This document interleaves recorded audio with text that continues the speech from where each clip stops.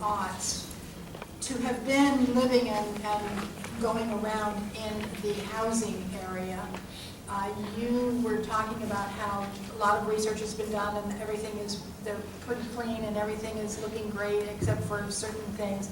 But she wasn't talking about recent, she was talking about in the past. You two were talking past each other. And it was clearly understood that it wasn't particularly safe.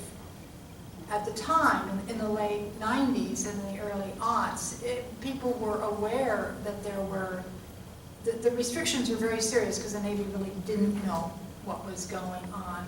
To the extent that Natasha, I forget her last name, came and at one point in the meeting just innocently said she loves living on Treasure Island, she loves being out here, it's really pretty, blah, blah, blah.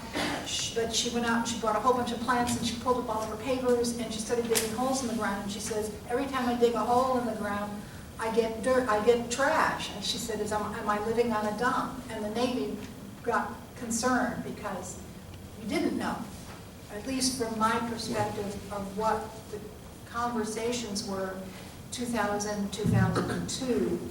And then there was D.W., what was his last name? D.W. Pardon?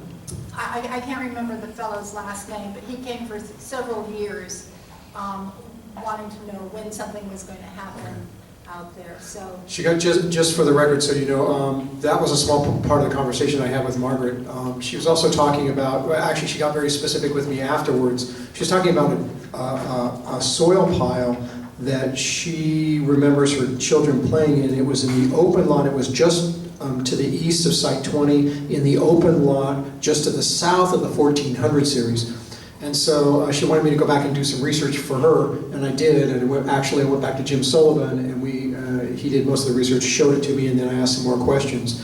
And he was able to determine that that was a clean soil pile, and he traced that back to activities at the time. And she really wanted to know, was that a clean soil pile, or was that a contaminated soil pile that my kids back in the day shouldn't have been in?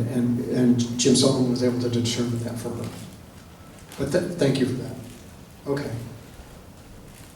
Okay, so Mr. Clark, Are we ready? you will